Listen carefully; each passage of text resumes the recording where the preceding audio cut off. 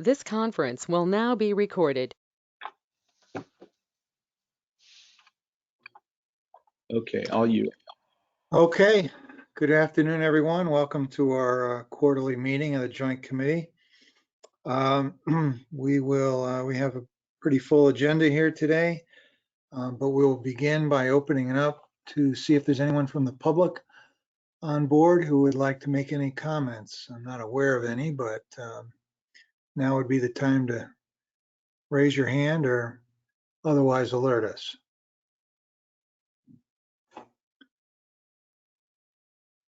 Okay, so seeing none, we'll move on to agenda item number 3, which is review and approval of the minutes. Hopefully folks have had a chance to take a look at those. And assuming that's the case, I'll entertain a motion to approve the minutes for the December 12th, 2020 meeting. So moved. This is John Harity. Thank you, John. Any second?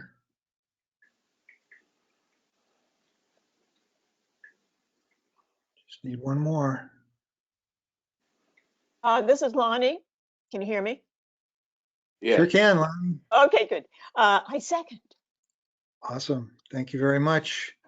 Any discussion? If not, all those in favor of approval of the minutes, say aye. Aye. Aye. Any opposed? And any abstentions? Terrific. With that, the minutes are approved. We'll move on to item number 4, which is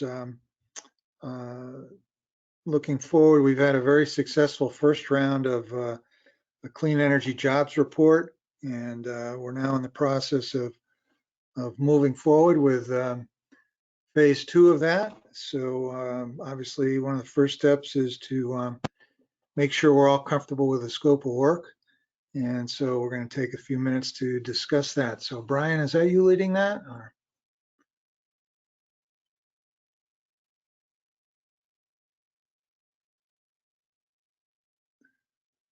You're not on mute, Brian, but I don't hear you. Oh, so yeah, there you go. I had my speaker mute on, forgive me. Double mute. Yeah, exactly. So thank you for that, Eric. We do have Philip Jordan on the line and Sarah Lehman on the line from BW Research. We've been working with them now for a little over a year. We're excited to bring our second clean energy industry report to the floor. We have executed on the professional services agreement with BW Research, including a scope of work with several optional items that we'll talk about here today. And I think we're going to have Philip and Sarah just kind of tee us off. I'll move to the next slide just to kind of catch us up on where Connecticut is with our last study and what impacts COVID has had on our market. So Philip, let me turn it to you. Great, thank you so much. Thanks for having us here today. I think what we'll do is Sarah will sort of take us through a couple of the, just sort of a couple of the key findings from 2020 and a bit of a timeline, and then I'll discuss with you some of the additional potential elements of the scope of work for the 2021 study, and then take whatever questions you have. So Sarah, do you want to take it from here? Sure. Hi, everyone. So we had some pretty great findings from the 2020 report. The employment data went back to 2015, which put us at about 40,400 clean energy jobs and about 9% growth from 2015 to 2019, so about 3,700 new jobs in 4 years. At the end of 2019, clean energy employment accounted for about 2.6% of all jobs in Connecticut, and clean energy employment in Connecticut alone accounted for 1.2% of all clean energy jobs in the United States. Last year's report also found that the energy efficiency sector actually represented about 8 in 10 clean energy jobs, and just over half of all jobs are in the construction industry, and about a quarter are in professional services like consulting, legal and financial support, or engineering.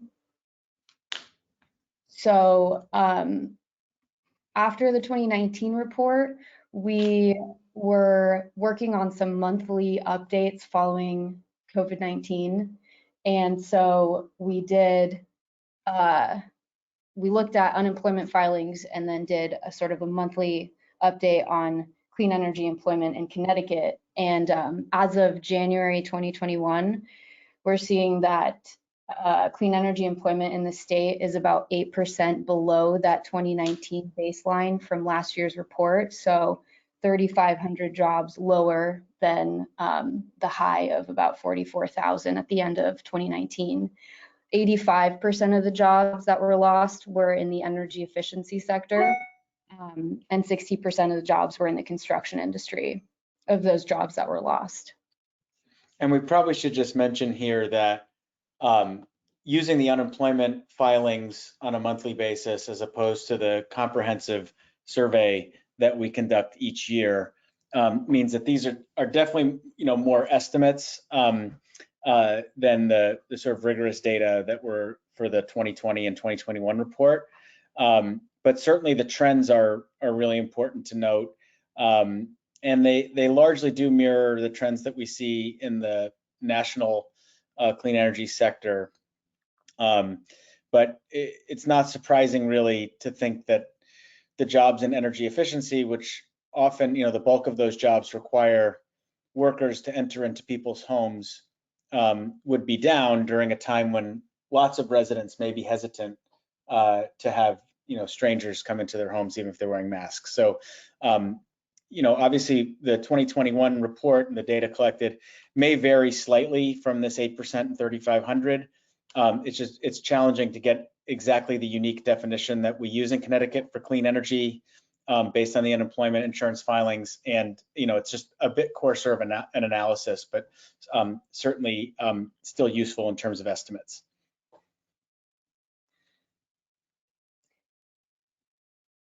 So, so for this year's report, we are on track with our data extrapolations and are expecting to have the draft report ready by April 23rd.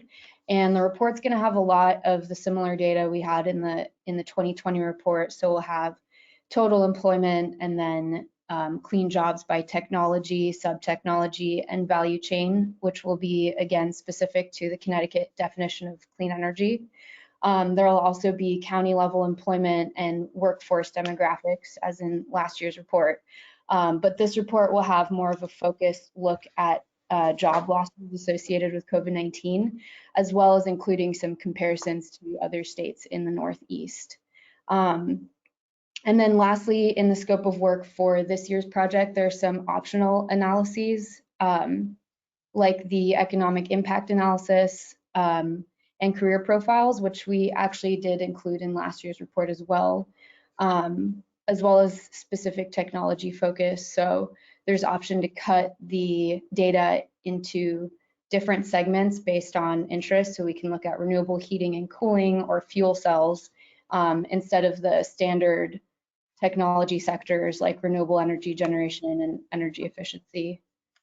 Yeah, and just to put a little bit more color on that, sort of the thinking around these optional analyses and why we think they could be really important. Sorry, one of my kids just came in from school. The sort of the justification and the thinking around it is that there is there are really two big questions, we think, right? What is the potential? So in addition to just sort of what's happened in the past and where are we today, what's the potential for job creation from expanding and growing the clean energy economy in Connecticut and through some of the policies around decarbonization? And then secondly, what are the implications for the workforce? So what kinds of things do we need to be thinking about in terms of who's lost their job from COVID-19 across the entire economy in Connecticut? And similar to the rest of the country, a lot of those jobs are in retail and hospitality and tourism, and certainly some from the clean energy sector. But if there's an opportunity to create lots of jobs in the state that are going to largely be around these professional services and construction jobs, what are the right kinds of pathways for us to think about how we prepare workers from different populations, whether that's specific occupations that have been impacted or other communities that have been impacted. What's the right pathway for thinking about how to prepare individuals for these kinds of careers? So really what we're thinking about with these analyses are sort of, what does it mean to grow jobs in different parts of the economy? What are the careers that exist and the skill profiles that are there? And then, what specifically about Connecticut's plans in terms of its decarbonization strategies do we need to be thinking about in order to make sure that we are preparing for, have the workers to be ready to go for these types of jobs? So some of those additional analyses might be, what are the specific core skills or certifications needed for building electrification, as an example, or some other segment of the economy. So that's sort of the justification or thinking around the optional analyses. I guess you could think of it as a little bit more of a prospective look, as opposed to, a current snapshot with maybe a short future horizon, the next 12 months we look at in terms of growth potential from the existing study, so that we can really think about how the decarbonization of the Connecticut economy is going to impact jobs and what those workforce pathways are. This is similar to work that we've done in some other states, some other neighboring states, including Massachusetts and New York, and a little bit in Rhode Island. It's proven to be pretty useful, particularly around the workforce development side of things. And this is Brian. Philip, maybe a little bit more context. Forgive me, I should have set this up in the budget. Let's just talk through what the fixed costs are on the budget, given the federal government and data. Yep. And then let's talk about resources less that for the optional analyses, and we can talk through some of the options. Yeah, sure. So the data cost, right? The underlying data cost is about half of the total contract price. It's about $25,000. The good news is that it does appear as though the wheels are turning at the federal government. And to put it into context, the Connecticut data for this report is drawn from a national data collection that was first conducted. BW conducted, our firm conducted for the U.S. Department of Energy back in 2016. There was a 4-year hiatus of that work under the Trump administration, despite the fact that Congress authorized and required DOE to take that work back in 2019. The new administration is much more keen on doing that, so things are moving. So it sounds like the $25,000.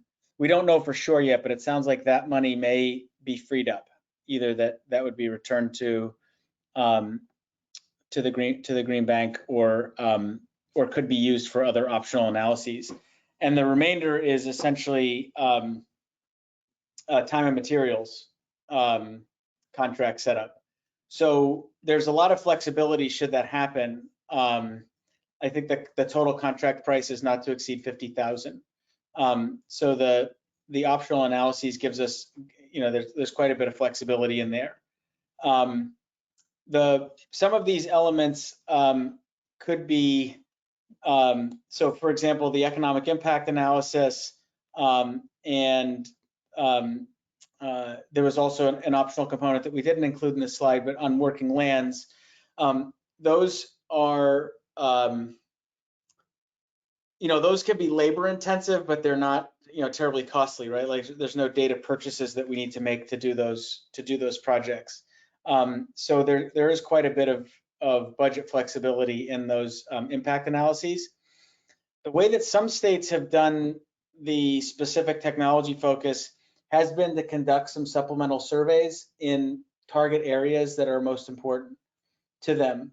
So as an example, New York is making a really big push on air source and ground source heat pumps for residential buildings. So they really wanted to get a good understanding of, what is driving consumer behavior, what are the bottlenecks that the companies are facing, what are the certifications that they need and are looking for among their HVAC technicians. So we conducted a supplemental survey of employers in New York. So we could think of something like that as well in terms of the scope of work that obviously would add some cost elements in terms of the cost of conducting the survey. But, you know, I think would provide an interesting lens if there were certain areas where there's, you know, a policy objective or a policy requirement that is either, you know, part of the state energy plan or new legislation that would sort of focus on a specific technology area. So, Philip, this is Eric. I think some of this stuff is really important.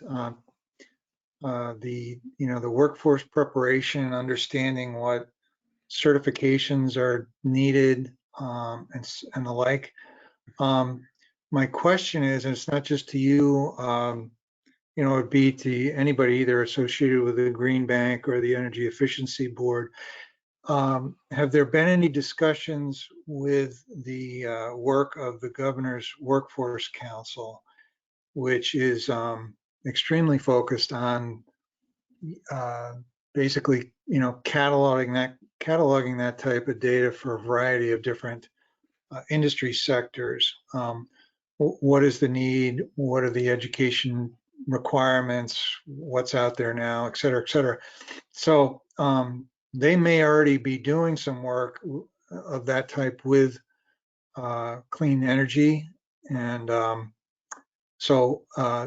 again, maybe some of you are having discussions with them already on that. So I think it's really important. I just don't want to duplicate. And I know in one area, the Governor's Workforce Council actually has said, hey, if you guys are going to do that, you know, then we won't waste our time, and there may even be some resources available. So Brian or anyone else, have you guys had discussions with Kelly Valeries or anyone with the Workforce Council?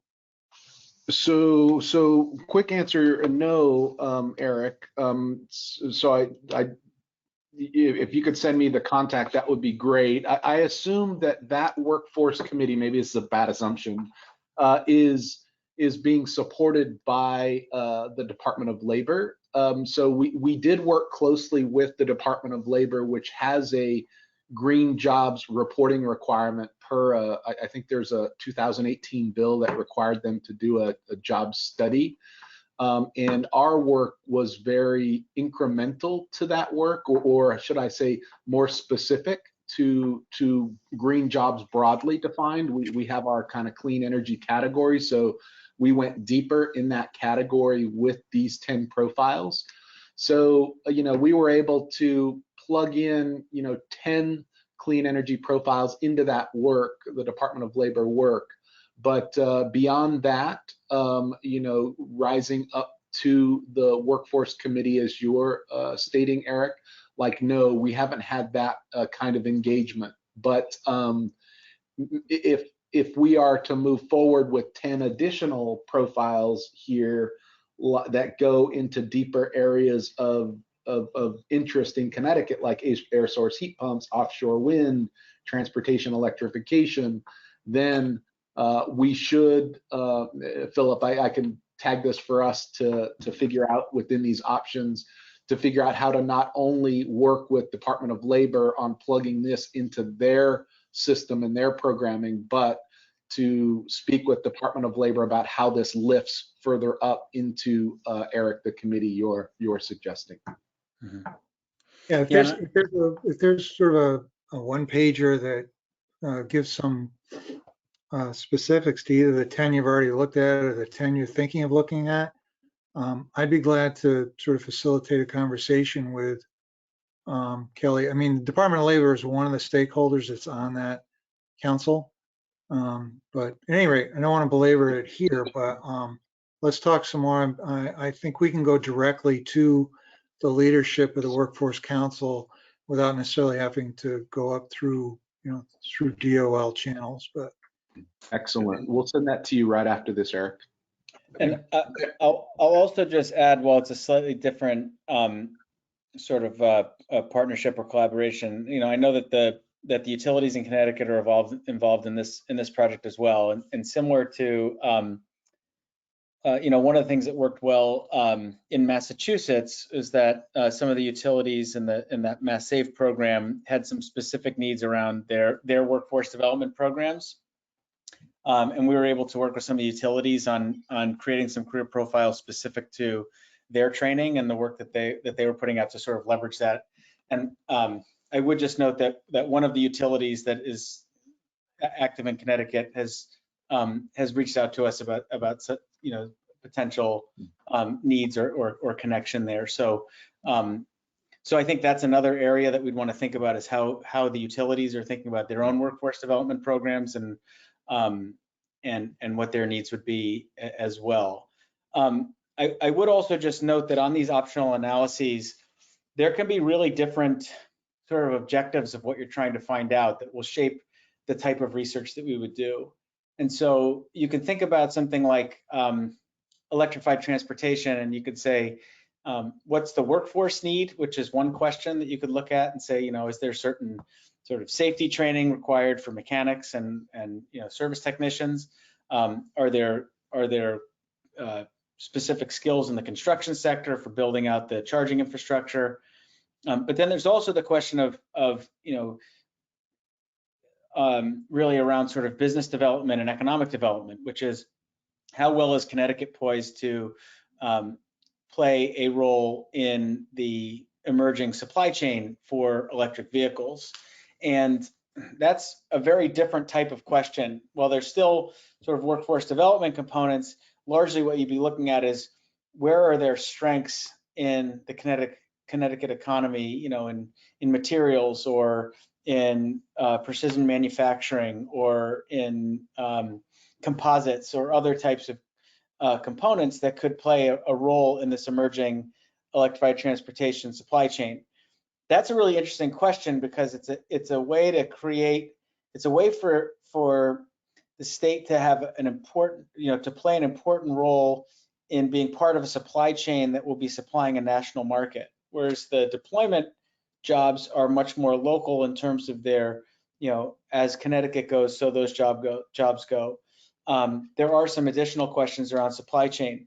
And certainly in the offshore wind sector, we think that there's an important component there as well in terms of supply chain that would go far beyond the borders of Connecticut.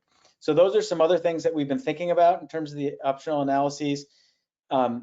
That's why we've sort of thought about the economic impact as being a core focus of this, because it helps us to understand how growth in these different segments have a ripple effect throughout the rest of the state economy. And while they do go sort of hand in hand in many ways, there are some key differences in asking questions about sort of workforce development and training, as opposed to business development and attraction and recruitment and expansion. So, I would say there's a lot of opportunity to think about these different types of questions, especially as we see some trends emerging from the multiple years of data on the state's current clean energy sector. That's probably a good lead there, Philip, to Richard. It looks like Richard Facey would like to provide some comments in. Richard, if you could, please unmute yourself.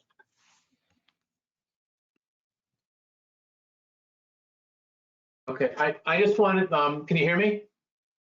Perfect, yep. Yes. I believe that a recent evaluation has begun for the EEB by Illum, focusing on workforce development in the state. I just want to make sure that there's awareness of that. It seems like there's a potential for coordination here.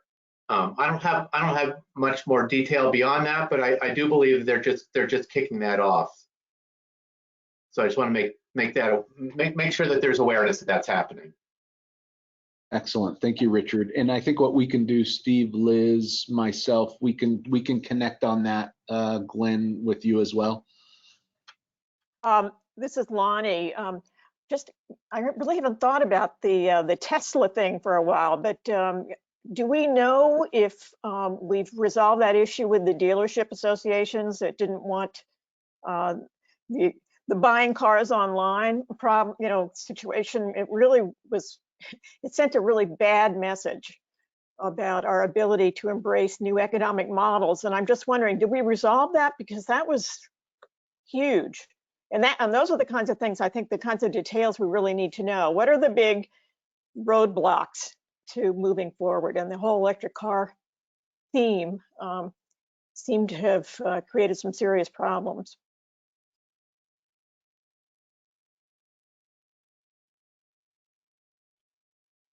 I don't believe it has been resolved, Lonnie, but I mean, okay. they really lobby hard.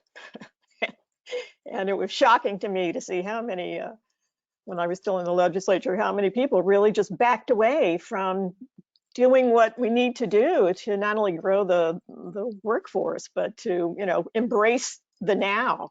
So, so that would be good to know as we look at all of these things. What are the roadblocks, the reality roadblocks that can slow us down? You know, we really need to have to start pushing legislators early on to kind of get on board some of the themes that we're going to pursue.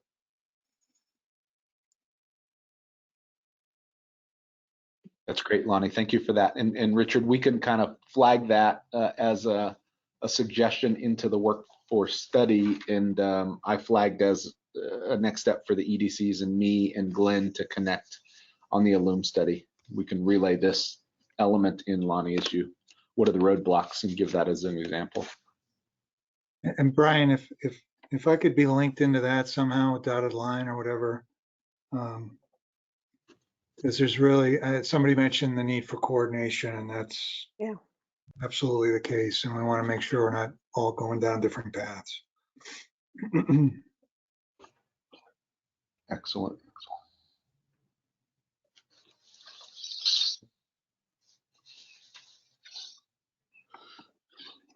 So another comment, just Philip, just looking in general, like we're like a month away. You already have the data, so you're analyzing it, right? You've already collected it. You're analyzing it now, and we're going to start populating it into the study after that April deadline with Rudy and the team.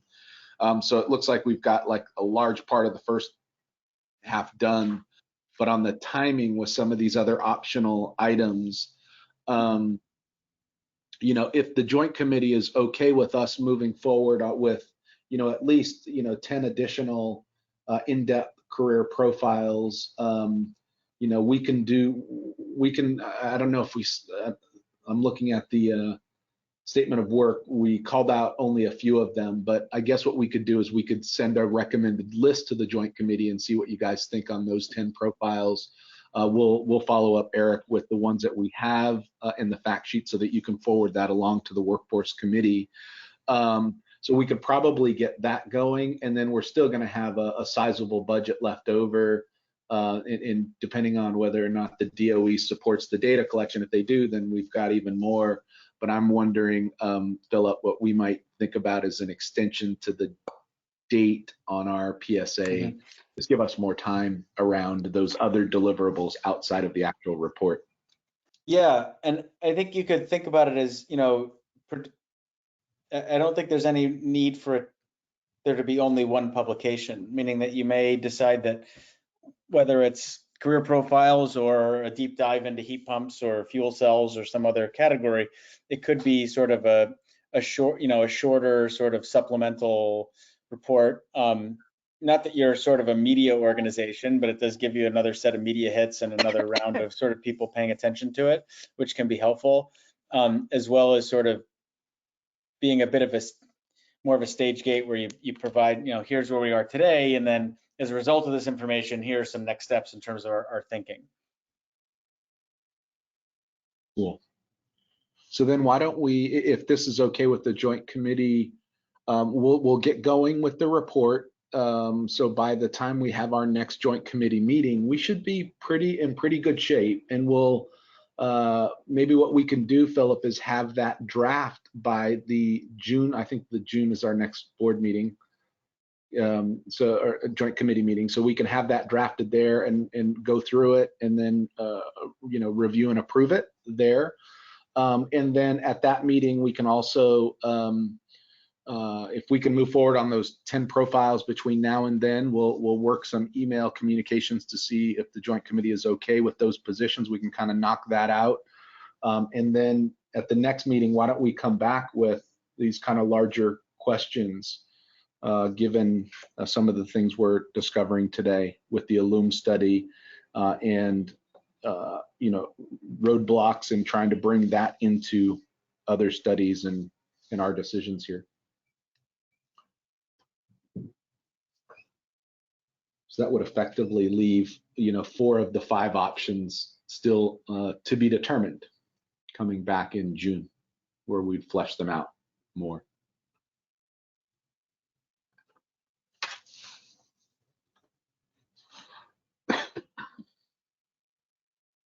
I think that'll work, Brian. I would encourage us to get these other discussions going sooner rather than later. So Cool. the product of those discussions is factored into what's ever being worked on between now and June. Okay.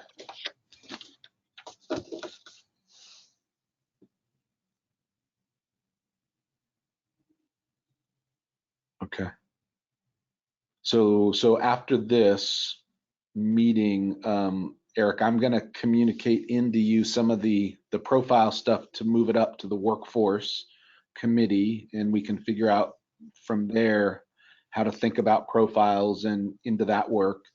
And then we've got this other roadblocks question point that Lonnie has raised, where we need to figure out how to address that. I don't know if that flows into the workforce committee, Eric, or across also to the workforce evaluation study that the EEB is looking at.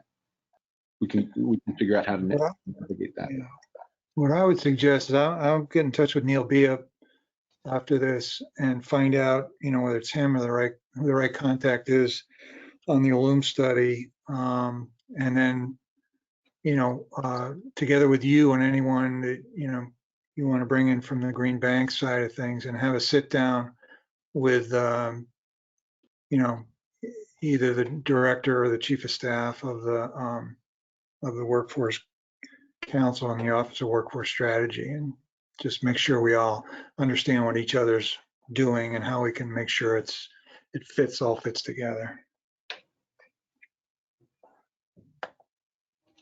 Excellent. Okay. Cool. Any other thoughts before we move to the next item? That was good. So Philip, Sarah, Brian? please, John. Hi, it's John Harity. I just wanted to add one thought, which is within the roundtable, I'm the chair of the board of the Connecticut Roundtable on Climate and Jobs. And we're really pushing for the idea that the renewable jobs be as high-tech, well-paid, and as good jobs as they can be. Because it's our feeling that if you're asking workers in general to go from fossil fuel related jobs or other jobs that are being eliminated, and you're offering them like to slide down into a new world of renewable energy, which is like a kind of a Walmart energy world, that it will rob us of the political will that we need to get this whole thing done. So I think that and I know people may have different views about this, but for us, in order to bring workers along on this, we need to make sure that these jobs are as good as they possibly can be, and that workers can get the training to do them, so that we have the political will as a country to get this done. Because right now, that's not necessarily the case. So that's just one other thought about developing renewable jobs as moving forward. John, this is Brian. Two thoughts. One, Mike Lee flagged Senate Bill 127. Maybe that's the bill the roundtable is working on. If that's the case, when we get to the legislative items, let's spend some time there and talk through that. Secondly, thank you for the contributions on the first study. I don't think I've seen in other studies, Philip, especially in the U.S. Climate Alliance, how we called out labor in our study. I think, John, you raised that. So we are tracking to labor. And I can tell you, John, that when, as being a part of the transition team, and specifically President Biden's Build Back Better plan, there probably no word used more in his climate plan than union. Jobs. Yeah, union and jobs. So for that this study, I relayed in our study's inclusion of this to the DOE work that Philip and them are doing as something that's very consistent with where he's heading. So if there's another data point, John, that you think we should be tracking, let us know, and Philip, let's figure out how to track that. One thing that we've been looking at, Brian, and some other work is understanding the impact of increasing wages to a prevailing wage. And what we found is that in the renewable sector, so preliminarily at least in the renewable sector, it has a pretty big impact on the wages that get paid to individuals, particularly in the construction trades working in the field, without having a tremendous impact on the overall cost, because these are very capital intensive projects. So if you think about, the amount of the cost of a solar project that's in materials that are largely coming in from out of the state or out of the country, the labor portion of the total cost is pretty low. Same thing is true with building electrification on the energy efficiency side. So that when you end up, even when you have a somewhat dramatic increase in wages, it has a very, very small impact on the total project cost. So prevailing wage requirements do not have the kind of doomsday effect on most segments of the clean energy economy that some would suggest they might. So one thing that we might think about in Connecticut is to look at some of the differences in, say, Davis-Bacon Act wages for specific occupations versus the median currently, and then do some calculations around what that would mean in terms of costs.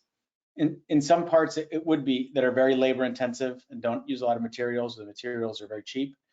It might have a bigger impact, but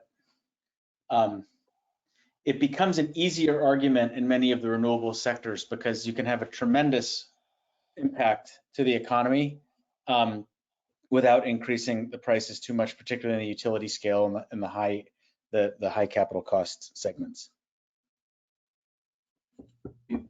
Brian, this is Ron. Can I ask a question on that?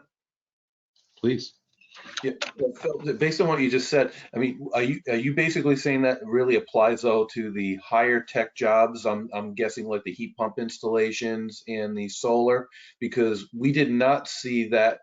We did see a pretty big impact on the insulation type jobs, the weatherization type jobs when ARA was introduced a while ago. Then Davis-Bacon was a requirement. Yeah, so the big difference between the building envelope type project jobs, right, is that the cellulosic insulation and the foam ceilings, the materials costs are really low. As a percentage of the project, the materials cost is quite small, and they're very labor intensive. Whereas in solar, when you think about the impacted occupations, meaning the non-management, typically non-sales, right, but you're looking at the installation occupations, the portion of that labor, and building electrification is sort of the same thing, right? Like the majority of the cost of a heat pump installation is the heat pump, as opposed to what the HVAC technician is being paid. So going from paying an HVAC technician, $15 to $20 an hour, which is a huge increase, 25%, right, a 33% increase in wage. But if that's only 20% or 15% of the total cost of the project, right, then you're talking about a 6% increase of the total price, right, which is like, virtually nothing, right? And I shouldn't say nothing, but it's pretty small. And the same is true, especially when we think about utility scale solar, right? Which has a similar sort of metric, just because a lot of the costs in those utility scale projects are in the materials. And so what, you know, so then the total impact to the price is fairly insignificant. And given the price declines in those technologies, they're usually made up in a year or two, right? So you basically would be, your prices on the products are declining faster than your increases in the wages.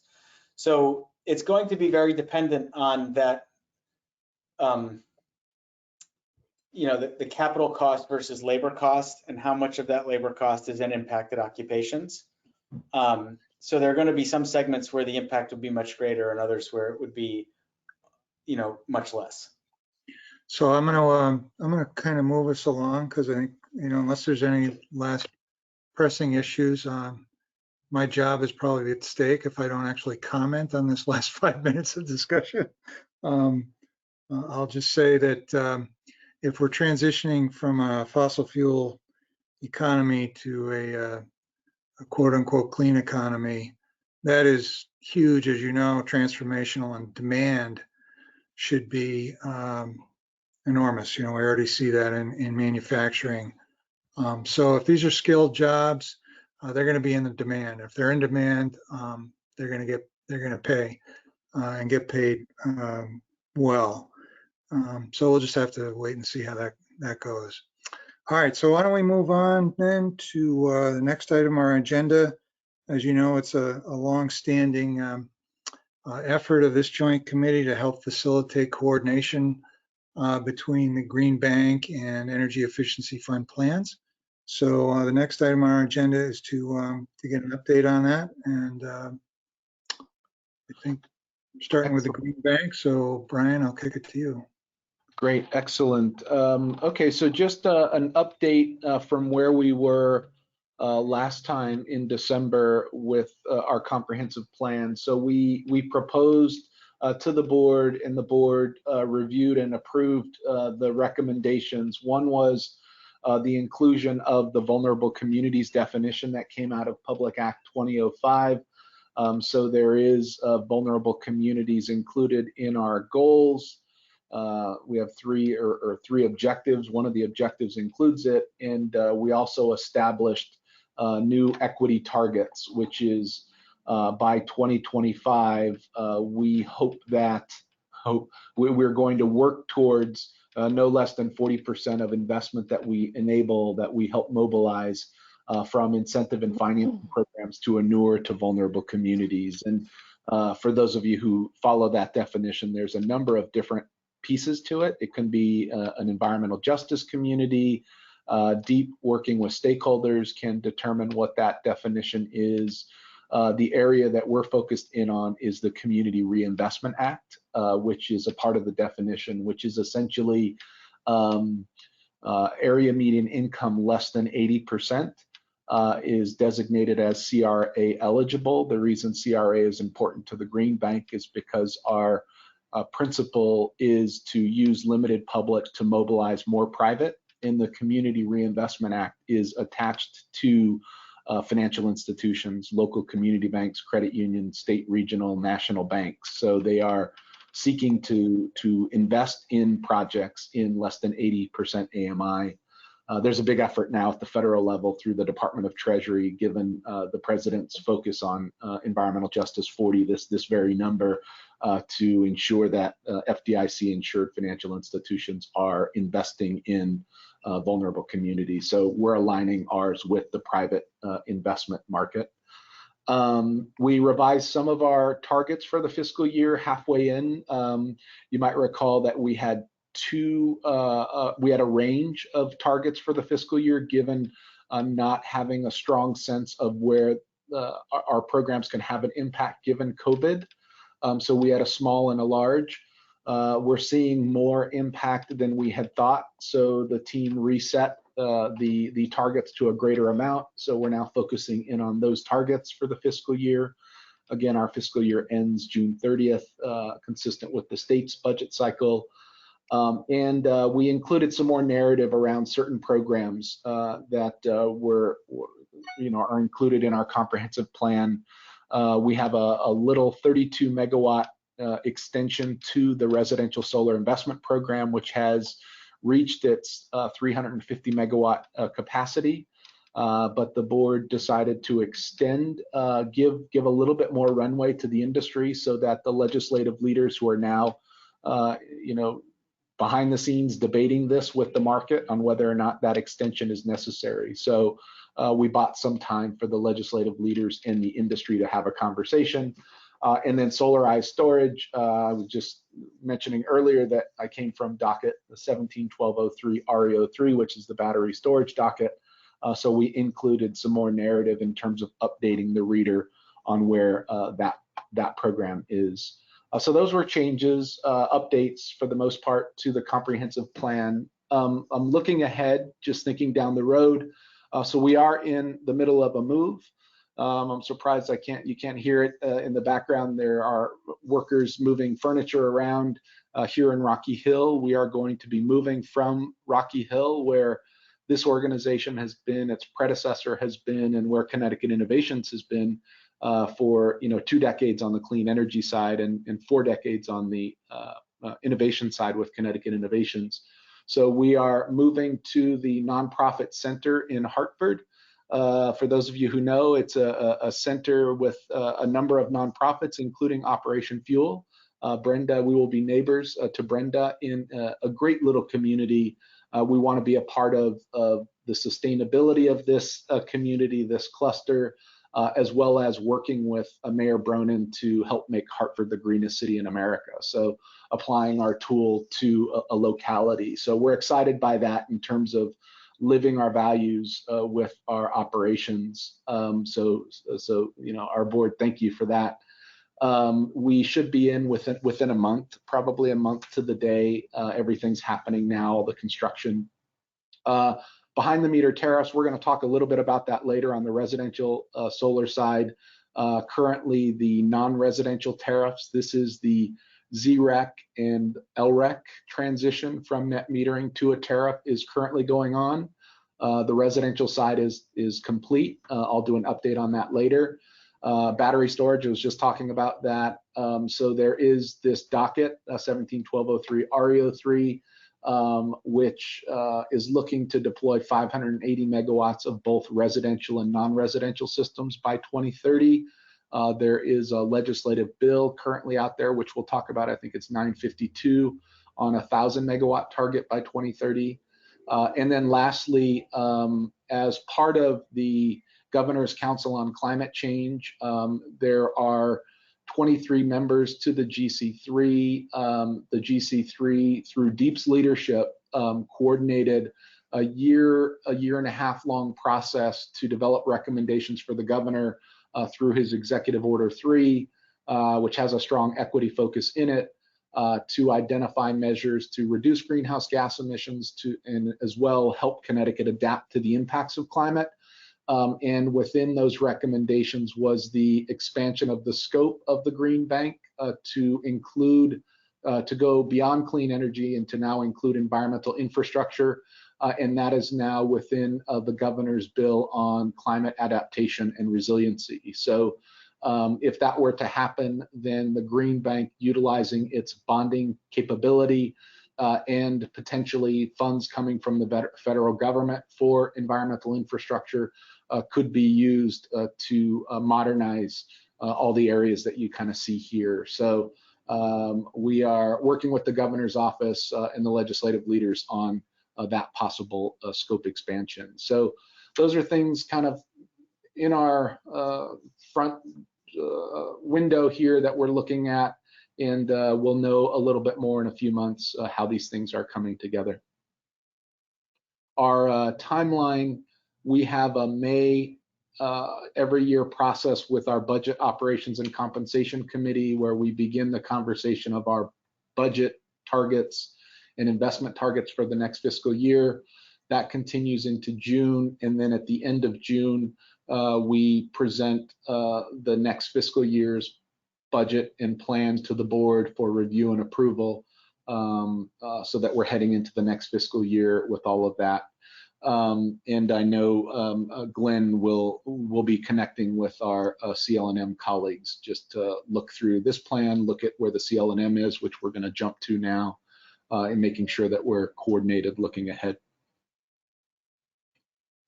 So that is the Green Bank.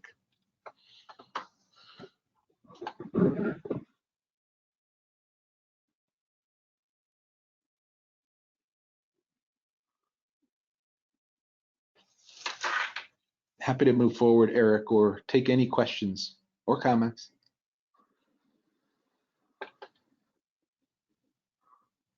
Okay, why don't, Eric, you might be on mute, or maybe I'm on mute. If not, No, there we go. I think I'm here. Yeah, I think we're moving. If I got the agenda correctly, we're moving C&LM plan overview. Is that Glenn?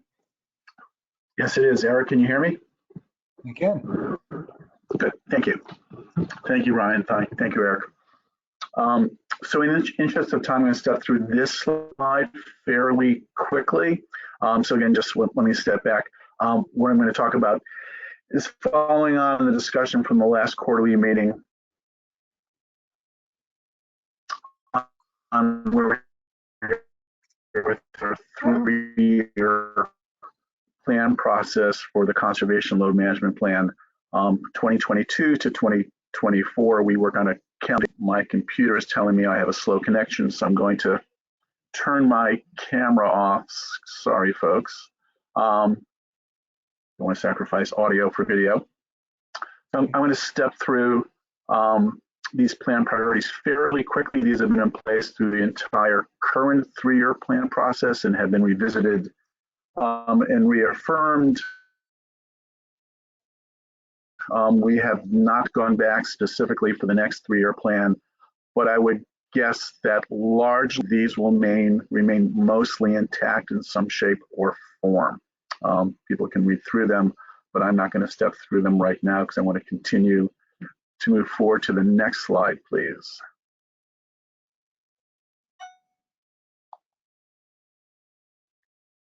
Thank you. All right. So this is our schedule, just slightly revised from the one that had been presented in December. We've obviously checked off several months of activity. Discussions have been substantive that have been underway both at the committee level, specifically the residential and C&I committees, but also the full board level. And these are board activities in bold, either at board meetings or in the case in March, we had our first public input session. That was a meeting separate from the preceded this past month. We're losing you, Glenn. We may have lost him. I think we lost him. Glenn, you there? Glenn, if you can hear us, maybe call in. Yeah. Board meeting, we will be having another public input session coming up, and you can step through and see the different specific topics with your plan filing mission, and we'll be talking about development and other key topics that will inform the draft plan coming out from the companies in midsummer. Glenn, just really Next quickly. slide, please. Yeah, really quickly, Glenn, we lost you there for probably about 20 seconds, but I think we're okay. We'll try. Oh dear. Yeah, it's okay. We'll try to stop. Oops. Maybe, let's try one more time. If there's still a problem, then maybe you could call and we could do the legislative. Yeah. Okay. Yeah. Typically do not have problems. I'm not sure, but yeah. Somebody's signal. Eric, wave your hands wildly back and forth if you can't hear me. Okay. And what I'll do is I'll call in then. Okay. All right. So what I want to concentrate on are a couple slides on likely themes in the 2022 to 2024 plan, and then a slide identifying specific areas of potential coordination and cooperation with the Green Bank. I have caveated these two slides as likely themes. This is still a very much work in progress situation, and I want to be a little careful conveying that these are areas that have been firmly decided upon by the board, but I think these are certainly topics that have been and will continue to be the center of attention in current and upcoming discussions. Noting that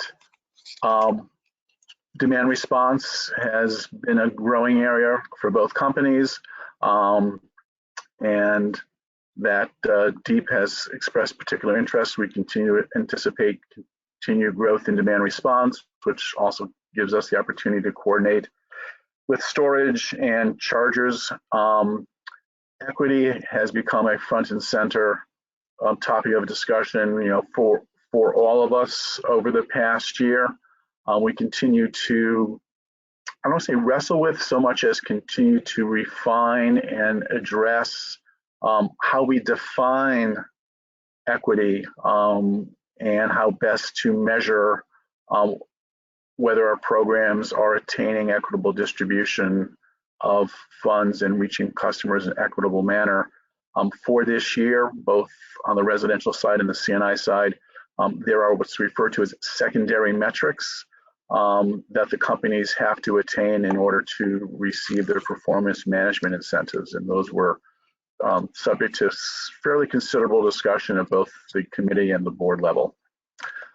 Electrification, has already been discussed. Electrification is certainly an area that's important to the state in terms of attaining its greenhouse gas and climate reduction goals. It reflects a fairly massive change in the focus of how we use energy. What is not yet been fully discussed and determined is the nature and level of efficiency program engagement in this area. This in particular is a topic of continued discussion, and as I noted, it will be a topic in the April board meeting. Other areas of opportunity, moving towards net zero energy new construction, which also provides an opportunity for integration with renewables as well as storage. Next slide, please. Thank you. We are wrestling with the impacts of residential and C&I lighting transitions. We are becoming a victim of our success, which is in fact a good thing, though it means we need to cast our net potentially more widely to find opportunities to achieve savings, and particularly in the residential sector. I'm going to have a couple of slides later on. The electric savings opportunities are likely to diminish significantly as residential lighting has been largely transformed. For C&I, the nature of the savings will change over the 3 years, though will continue to be fairly considerable. Workforce development, we've heard about that, we've talked about that. That is also a growing area of interest. Health and safety barriers. We have been wrestling with this for years. We are finally making some headway. It's a small step, but an important step. Over 20% of all low-income households have health and safety barriers which prevent us from going in and fully weatherizing them. For market rate homes, it's more around 10%, but those are significant numbers for both markets, and we did not have effectively any resources available to us to address those.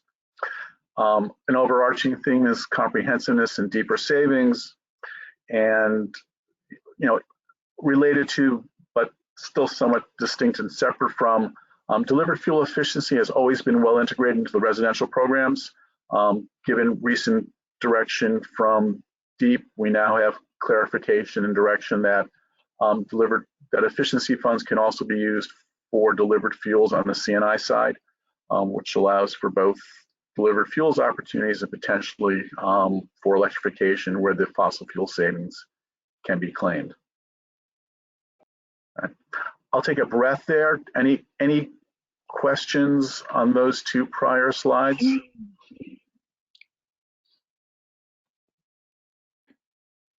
Glenn, Okay. you said you have a separate slide about which ones may align with or Yep. be. Yep, that's coming up in just a moment. Okay. Slightly updated slides from ones from December. These are 2021 plan slides. Just showing the relative distribution of savings by sector and by type. On the electric side, you can see the vast majority of lifetime savings, not annual, but lifetime savings, are coming from C&I, and this, this is only likely to increase as the residential lighting savings diminish over the next year or two. Next slide, please. However, when you look at gas savings, residential savings are considerably larger, almost twice the size as they are on the C&I side. Next slide. Now, if you put this all together, and this slide's a little busier because we've also introduced delivered fuel savings, which are funded through the electric efficiency programs.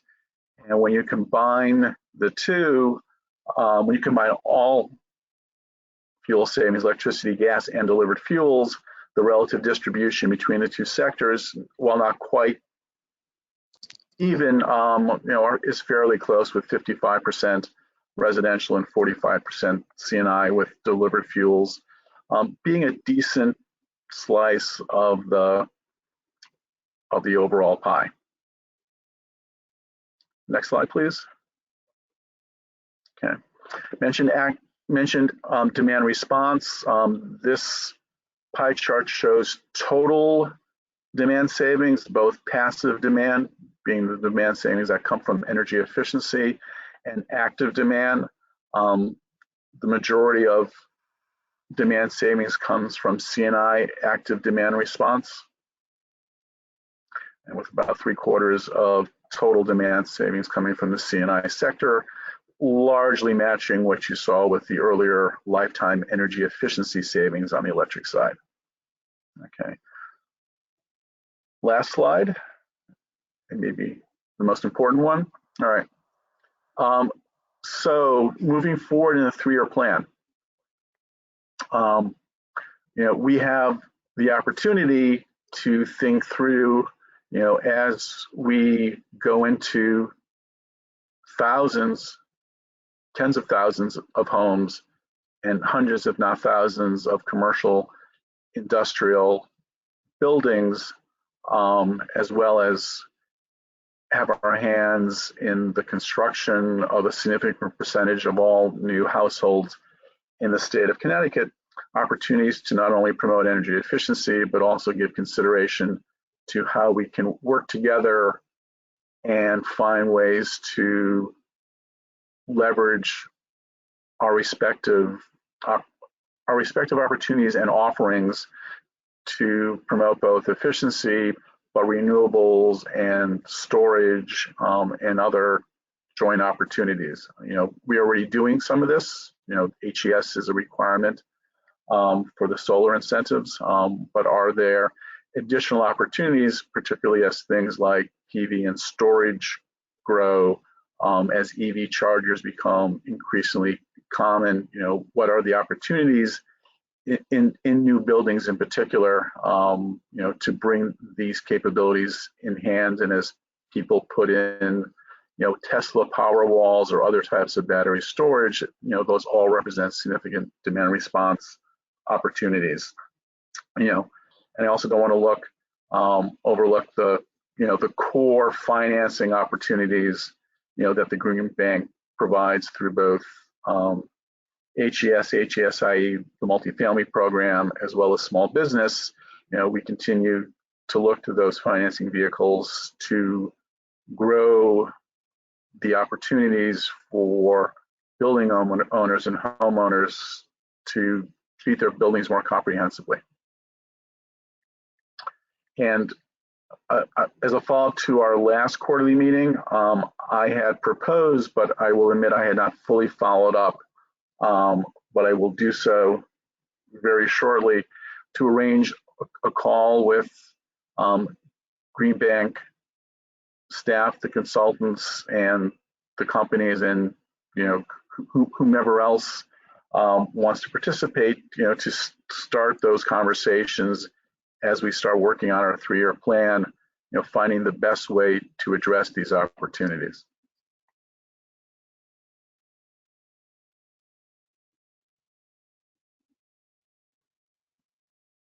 Questions?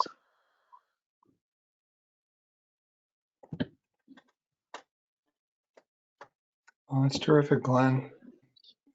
Really appreciate that. And I'm sure the teams will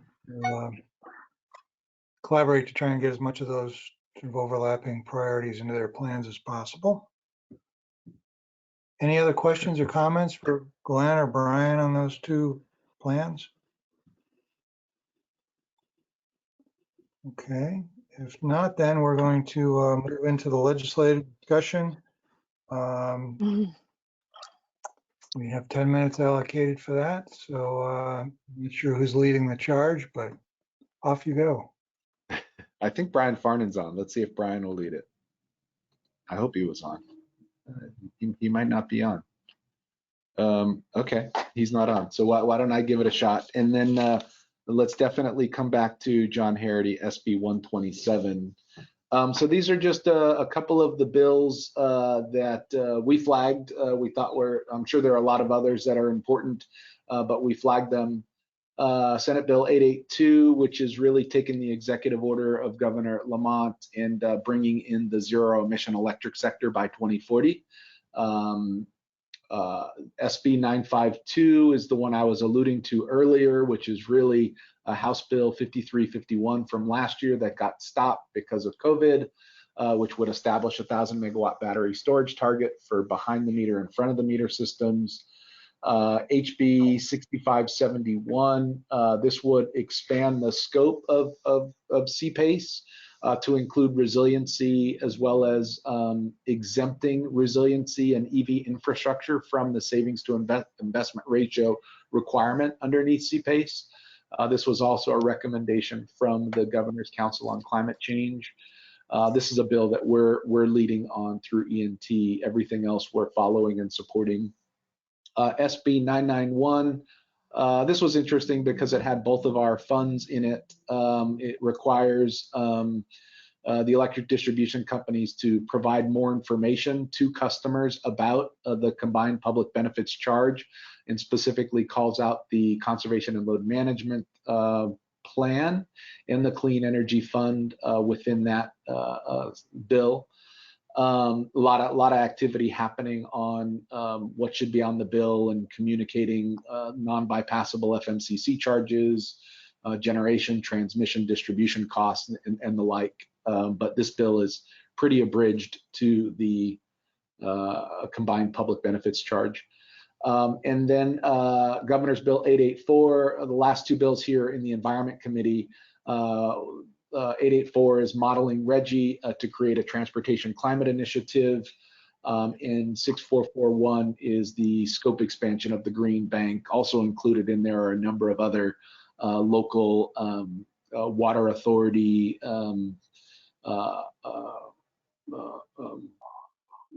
flood authority provisions on adaptation and resiliency. And then we've got, John, I don't know if there's, I'm sure there is the Senate Bill 127, like a title on the bill, if you want to do an overview. Hi, folks. Actually, the bill that we are pushing is Senate Bill 999, an act concerning a just transition to climate protective energy production and community investment.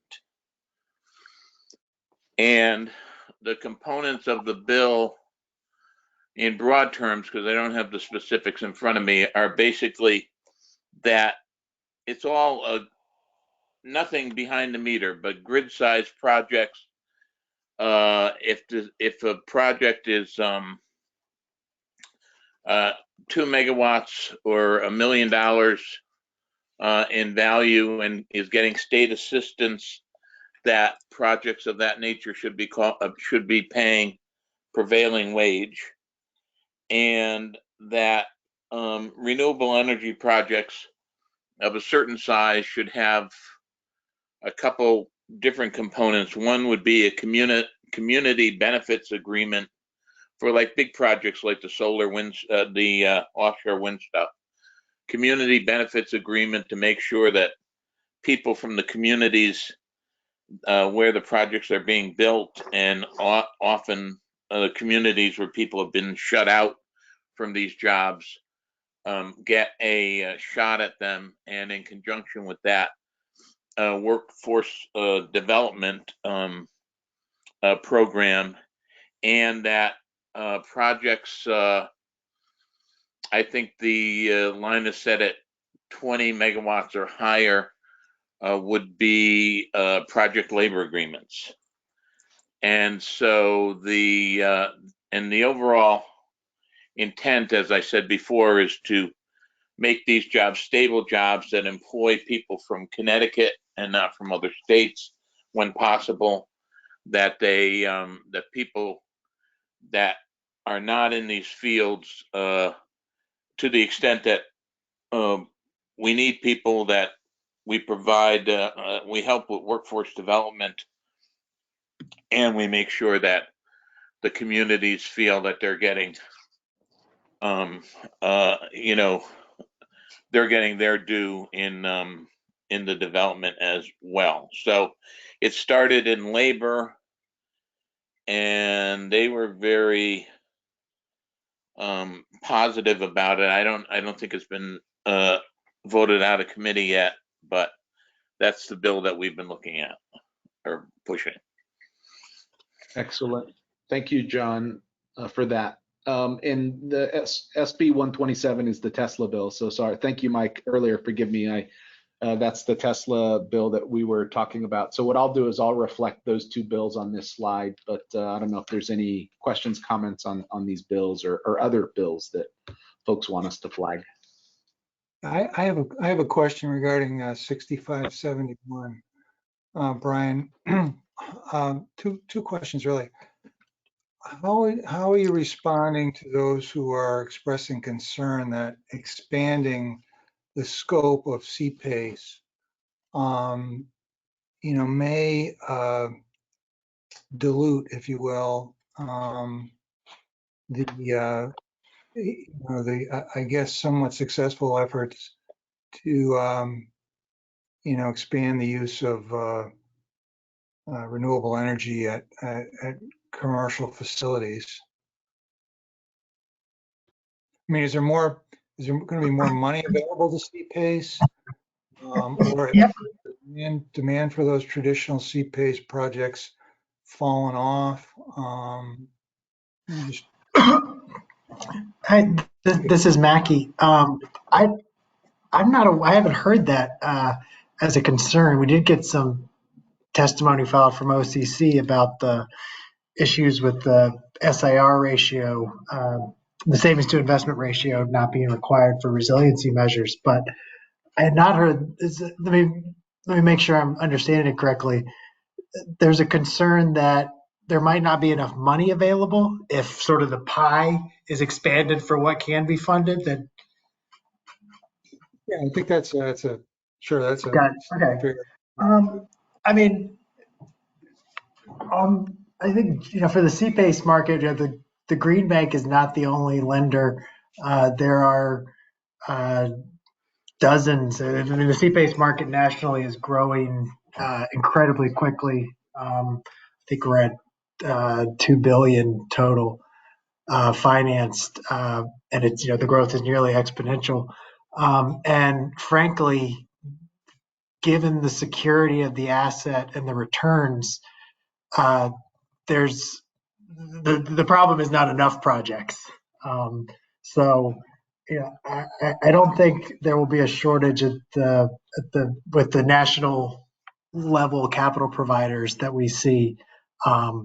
They've got plenty of money and they're looking to build pipeline.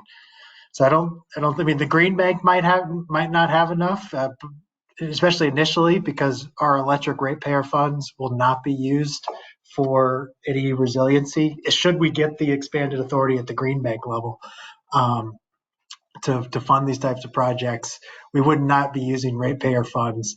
We'd be raising separate funds. So, we might be limited, especially initially as we go out to raise this money, but generally, I don't think the market would see that shortage given the large amount of capital available now in the national sea-based market.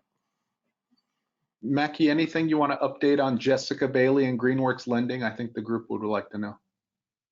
Oh yeah, it's a great point. I think it sort of speaks to the growing awareness and growth of the national sea-based market. So Jessica Bailey and Ali Cooley, formerly both Green Bank employees. Jessica started the sea-based program here at the Green Bank. They left and founded Greenworks Lending, which is a national sea-based lender based here in Connecticut. They, in the last month, were recently purchased by Naveen, which is a part of TIAA CREF.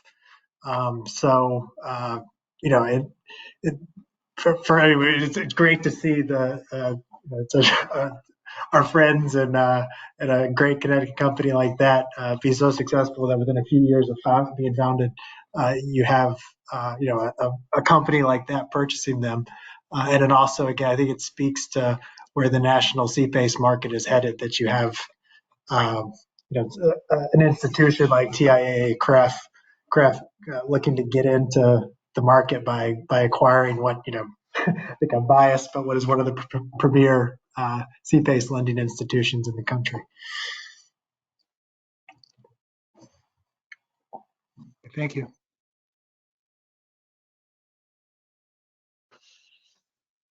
Cool. I think that's it. If folks are okay with it, I'll add those other two bills to the list in the final slides that we post, SB 999 and SB 127. Brian, this is Lonnie again. I'm just looking at the testimony for that bill, SB 127, and the auto retailers were out in force to oppose it. So they're still, really working hard to slow us down in this area. Just a quick point. Maybe this is an appropriate point. So one of my responsibilities in the transition team was to assess the loan program office at the Department of Energy. Folks may know the LPO from its perspective of the Solyndra deal. Beyond Solyndra, the loan program office provided a loan to Tesla. And this was at a point in time when Tesla was very close to Chapter 11, if not Chapter 7. Now they are one of the premier auto manufacturing companies in the world. If you look at their market cap, I don't know what they are these days, but they were heading close to $1 trillion. I look at that story from the perspective of what is the role of government in terms of supporting the private sector in technology innovation and diffusion. And it is a great story of the federal government doing what it can do to support industry. We in Connecticut, you might recall me talking a lot about Albert Pope. We manufactured the first 500 electric vehicles in downtown Hartford in the early 1900s. A young Henry Ford came through. The city liked what Pope was doing with manufacturing. We had a renaissance in interchangeable parts at the time. And of course, Ford liked the internal combustion engine. Albert Pope didn't have an heir who had the zeal like he did, and eventually the internal combustion engine beat out the electric vehicle. So I often talk about, had there been a green bank back in those days or a loan program office to support somebody like Albert Pope, would we be in a different world today? So it just speaks to the importance of public policy and government in enabling markets and innovation to solve big problems. Forgive me, I had to say that line. I felt like compelled, given the Tesla issue, to say that. Well done. Okay, so we're running short on time. We've got our report outs. So we'll go to those. I am going to have to jump off early to be ready for 3 o'clock, but we'll press on and start off with the C&I committee update. Glenn. Okay. I can cover the slide if you'd like. Please, Steve, thank you. Oh, thanks, Brian. Sir. So this is, some of it is from the last quarterly meeting we got together on, where both Eversource and UI were able to increase the maximum loan amount. So Eversource is up to $1 million per project on the for state and muni projects, and UI is $500,000 per state agency municipality.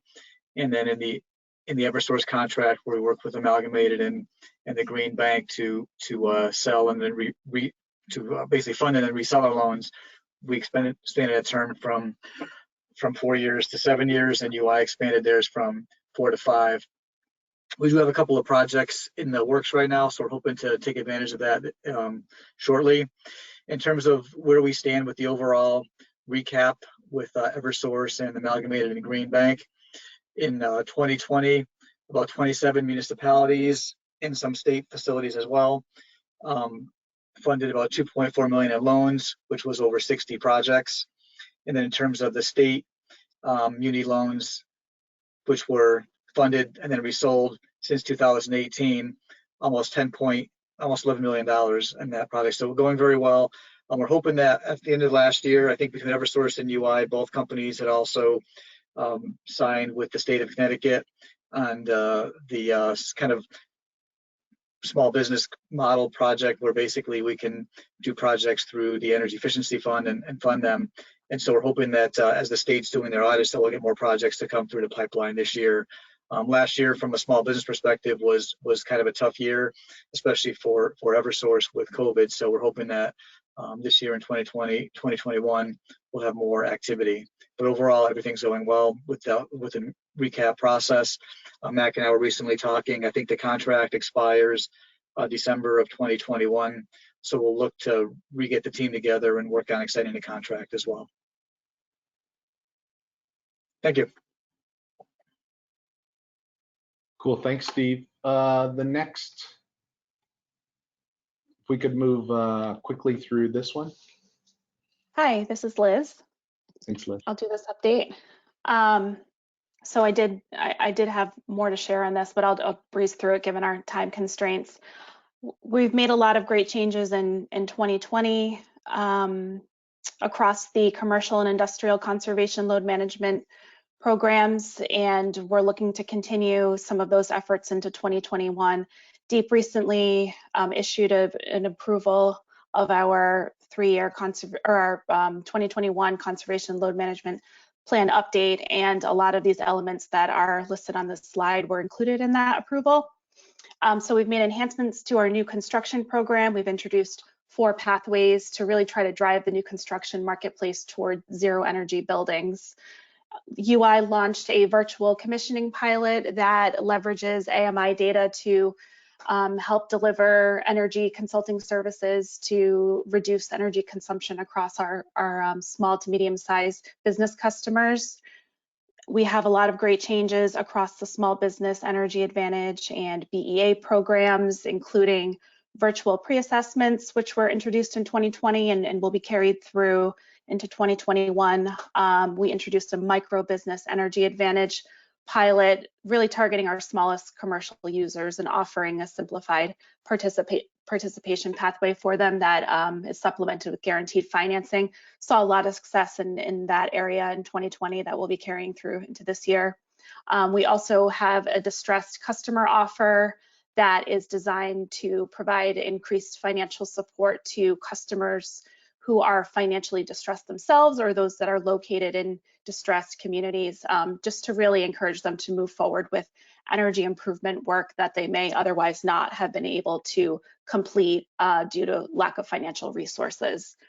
We're introducing a small manufacturer incentive, which will focus on marketing all of our industrial energy efficiency program offerings to our small manufacturer customers, just to really give them better tools to enable them to navigate and really capitalize on the available C&I incentives offered through the C&LM programs. DEEP approved the addition of agriculture as a new customer segment, so we will be doing a lot of great engagement in that area.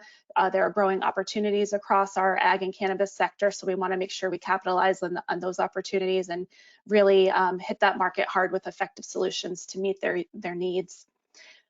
Over the past year, the companies have launched 4 successful rounds of the HVAC modernization demo pilot, really designed to get some good intelligence around the need for replacing equipment that's either at the end of its useful life or really inefficient and newer, to understand what we can do from an incentive standpoint. So we're going to expand that in 2021 and add process measures.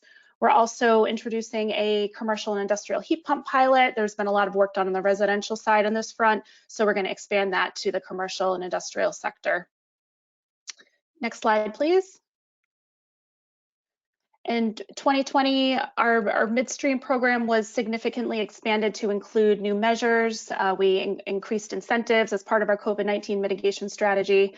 So we want to, take that a step further. We've added some new measures to the midstream and upstream programs, including refrigeration incentives in 2021.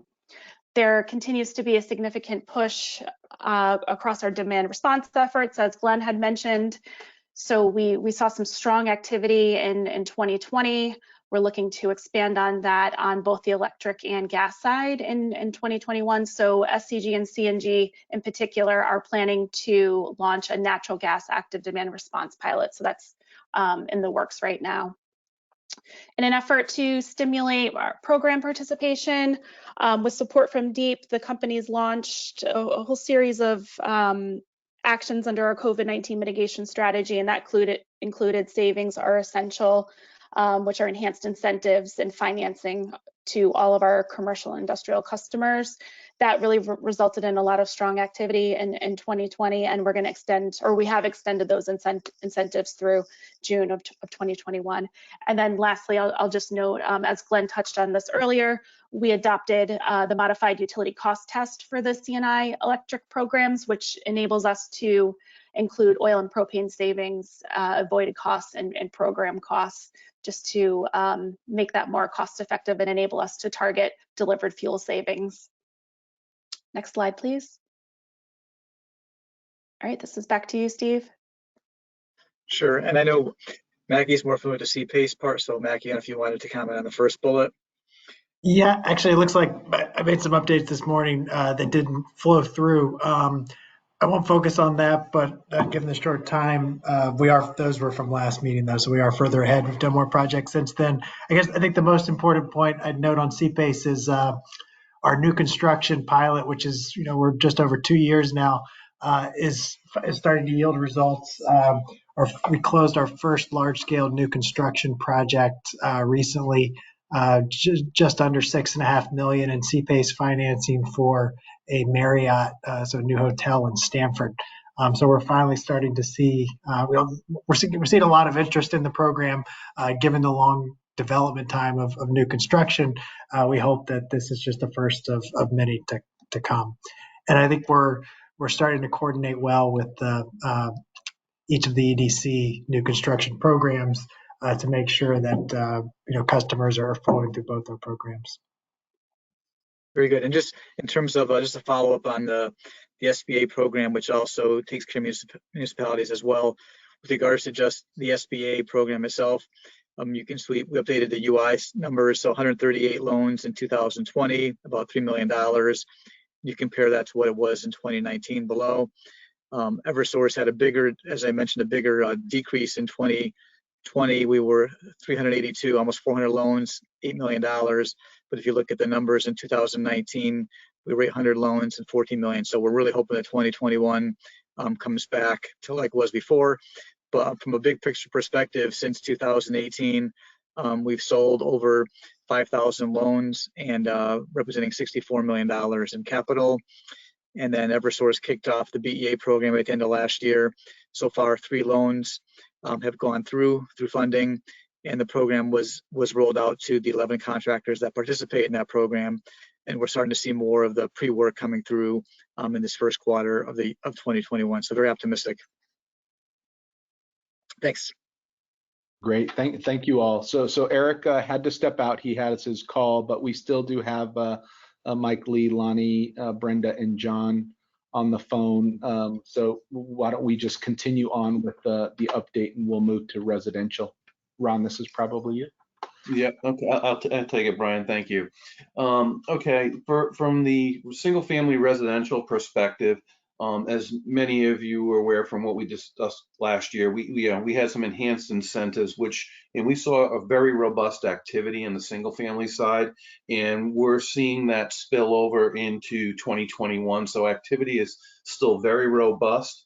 Couple of points I'd like to make on that, though, is that we are getting reports from contractors that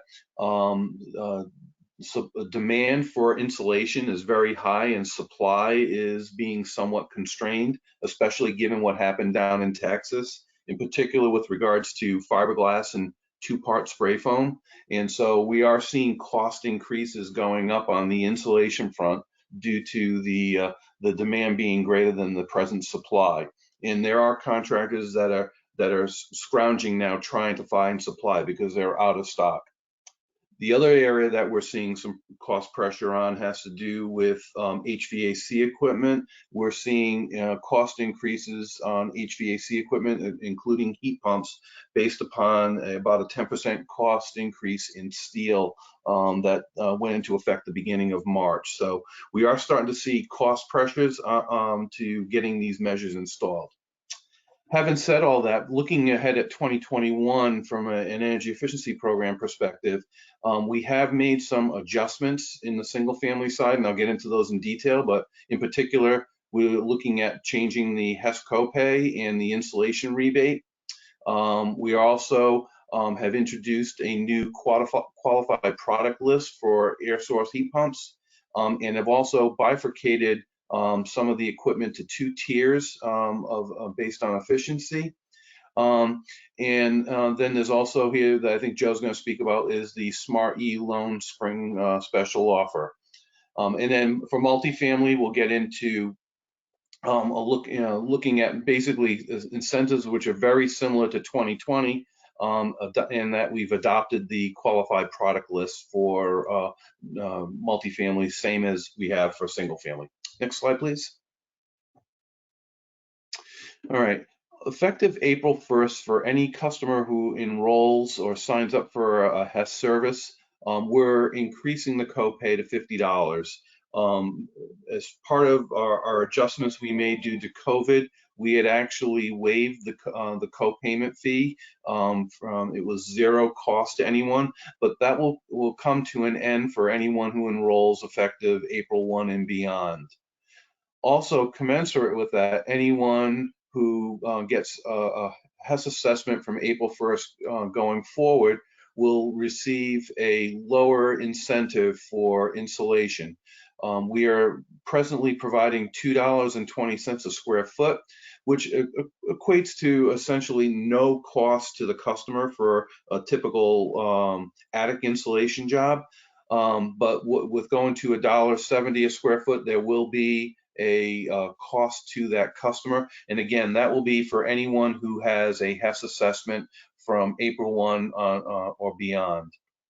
And then we are still maintaining the window rebates that we had last year, and those are on the screen, and I won't get into the details given the time. Next slide, please. With respect to heat pumps, we are maintaining the same heat pump incentive on a per ton basis for ground source heat pumps.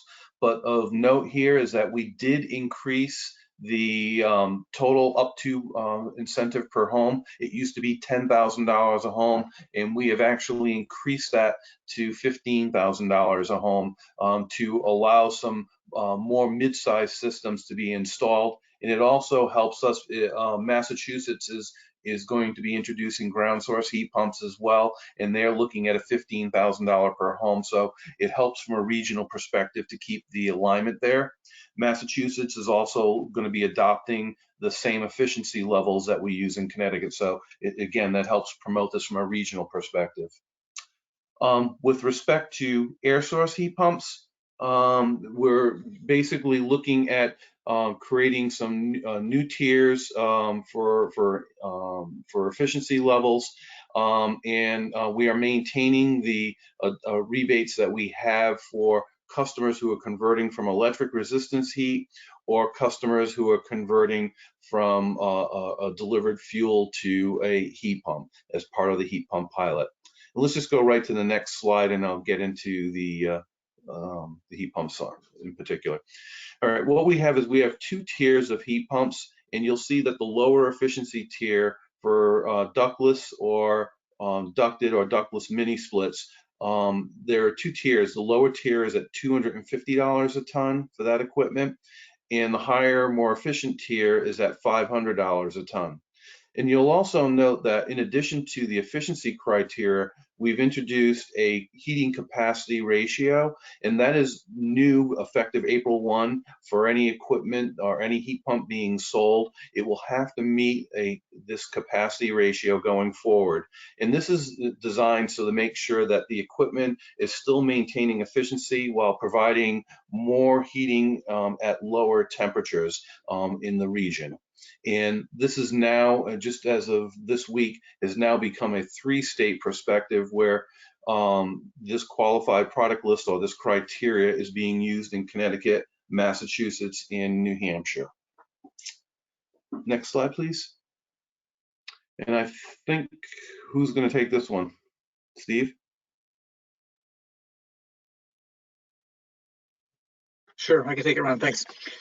Just to give some stats on the financing programs from 19 to 20. In terms of some changes we made, first we had to have the programs be more expansive between HES and HESI and have more customers into the programs. We expanded the HES program to include the Home Energy Solutions Income Eligible program. We also expanded the measures to include windows and heat pumps, and we lowered the minimum loan amount from $1,000 to $500. And this is the one that the companies themselves kind of fund. Eversource created a self-funding pool with Capital for Change, and UI, I believe, funds theirs internally. And so still a low volume, but we have seen more of an open marketplace where more participation from the different program coming in there. And then, so you can see the single family volumes from 2020 versus 2019. I see the most surprising thing to us was that the heating loan program was still, throughout the COVID situation, the volume of that program is still running strong, as well as the Smart E program is still running strong as well. And so the 29 million, almost $30 million in 2019, 3,000 loans, and in 2020, almost 3,000 loans as well, about $29 million. So overall, relatively consistent year over year, with a little bit of a shift in the mix of the loan programs out there for customers. Any questions? Okay. Hi, good afternoon, everyone. This is Joe Bornata. So just quickly, we launched a new special financing offer on Monday of this week. It's called the Smarty Spring Special Offer. It is a reduced interest rate for a broad set of measures that are supported by Smarty, which I'll talk about on the next slide. But on this slide, just the details on the special offer. It's a 1.99% interest rate with 2 carve-outs, a 0% carve-out for borrowers at or below 80% area median income, and then 0% for borrowers who qualify for assistance with crumbling foundations. And that piece on the crumbling foundations came at the recommendation of Ron and the team. So for any homeowners who are making improvements to that program, they could also qualify for a Smarty loan at 0%. It's supported by a $1.3 million budget remaining federal fund allocation through the ARA program. We anticipate the program being available for at least a few months through the spring season. We can go to the next slide. We can just talk quickly about the measures that are supported. So it's several bundled options, measures bundled with a home energy assessment, battery storage and electric vehicle chargers. On the health and safety front, we are still working, both myself and some folks from the DEEP team have had a few conversations now with the program officer at the Department of Energy to try to make the case for health and safety measures to be covered using the the AIR funds. Still pending a decision, but we're hoping for good news soon. And that's it on the Smarty side. All right, Kim, you're up. Yeah, hi everyone. Can you hear me? Perfect. Do you want, this right here is the EE incentive slide. Do you want me to cover this first, Kim? Yeah, absolutely. Okay, all right. Yeah, and just quickly on this right here, as I mentioned at the outset, there really wasn't much in the way of a change on the incentive for multifamily from late 2020 into 2021. So I won't go into details on the incentives. They're listed here for you to look at, and if you want to use as a reference. The key item, I guess, is the bullet at or the statement at the bottom, is that effective April 1st, any heat pumps and air source heat pumps being installed will need to meet the qualified product list going forward. So that's pretty much all I had to say here.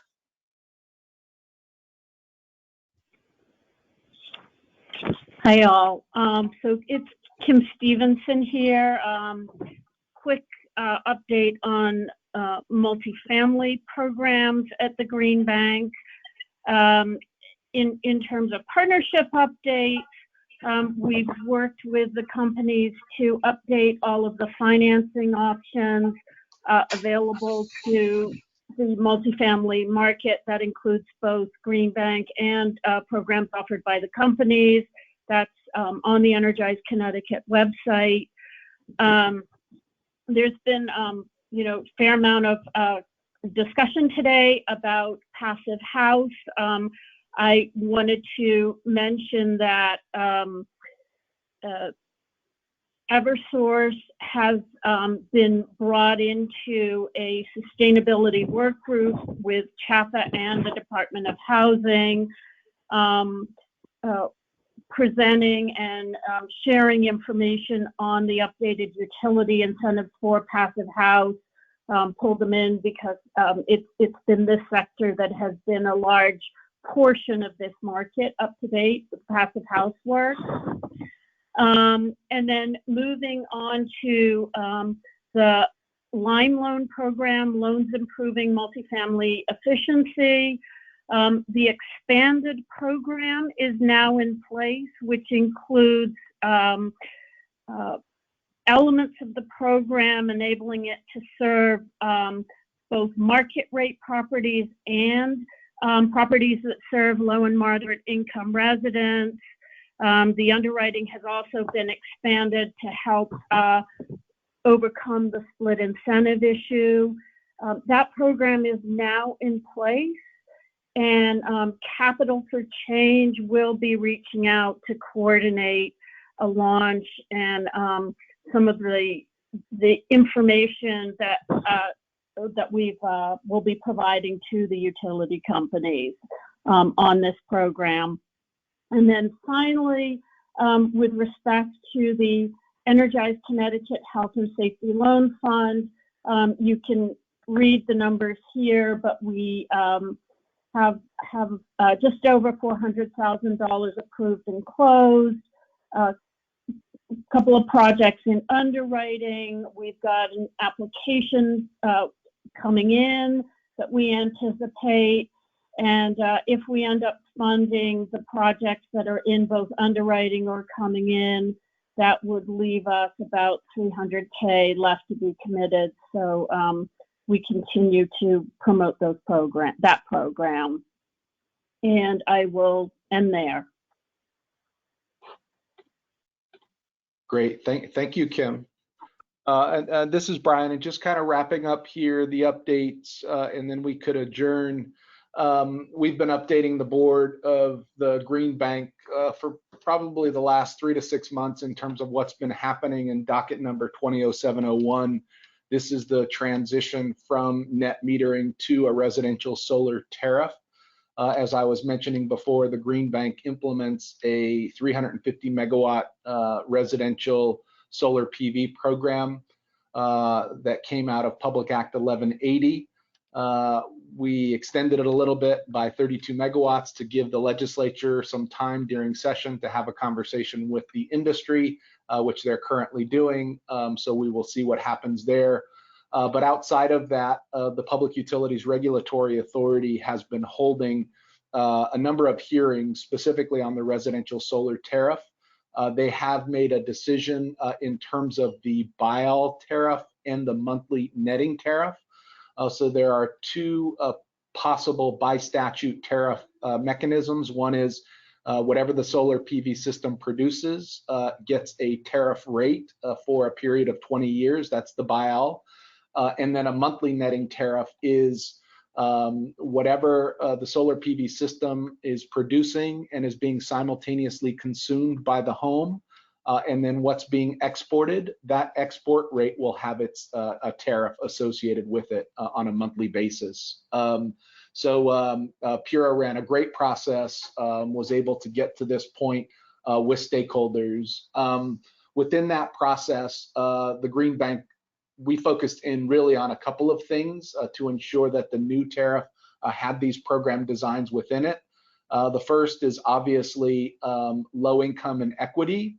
As you all may be aware, Connecticut is a solar with justice state, meaning low to moderate income families and communities of color are proportionately demanding solar PV, not only on par, but more so than non-low to moderate income communities. So we wanted to ensure that the new tariff has the same performance that we've been able to deliver through the administration of the RSIP. And Pura has established a 2.5 cent per kilowatt hour adder to the tariff for low income households. And then if you are not a low income household, but you are located in a distressed community, which is defined by DECD, then you would receive 1.25 cent adder per year for a 20-year period. So we really led on that advocacy to ensure that solar PV is available and accessible to everyone, especially those who need it the most. You're all familiar with the HES requirement underneath the current RSIP program. We fought for that in this process for the tariff to maintain the HES requirement. Obviously, a lot of efforts by industry and others to remove that requirement, but we felt it was important to our energy policy to ensure that both energy efficiency and solar are being done together. And eventually we'll get to battery storage as part of that equation. But Pura made a great decision maintaining that requirement within the program, which is good for all of our coordination.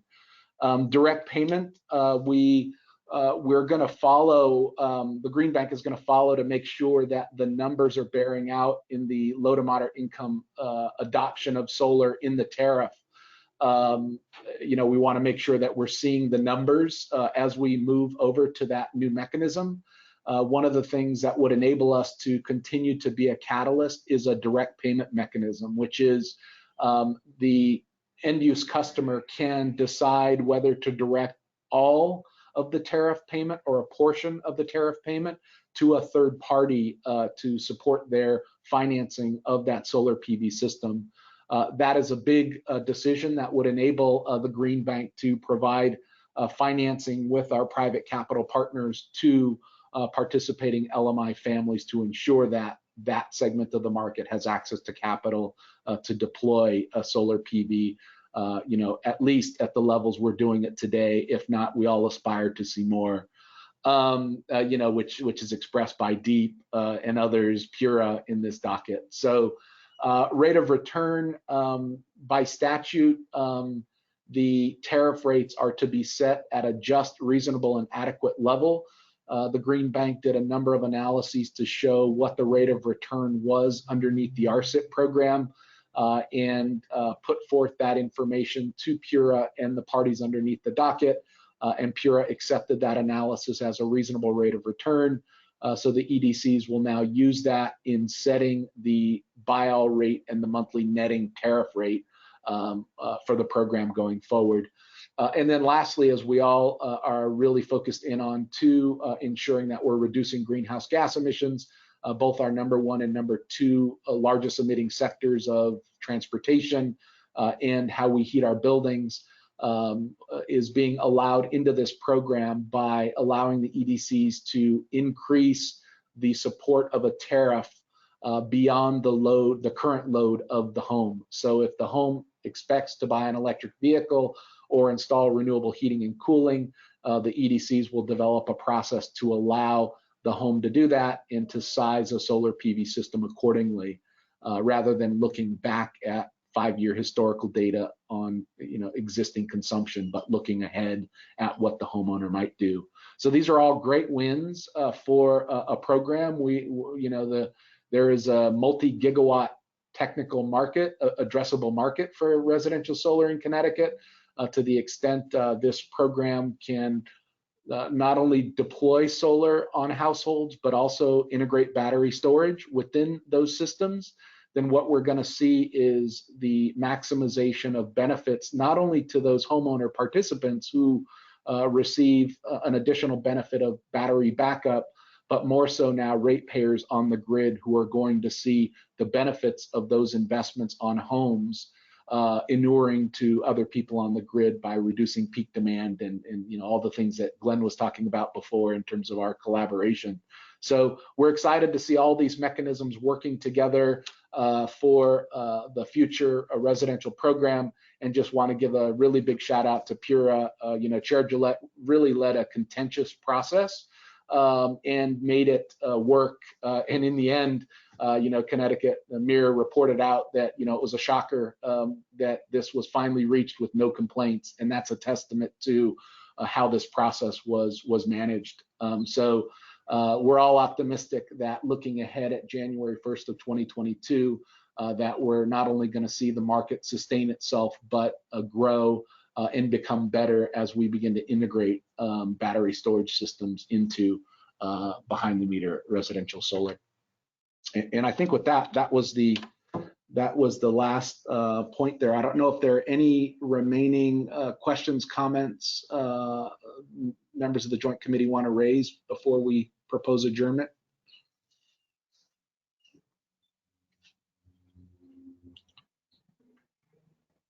All right.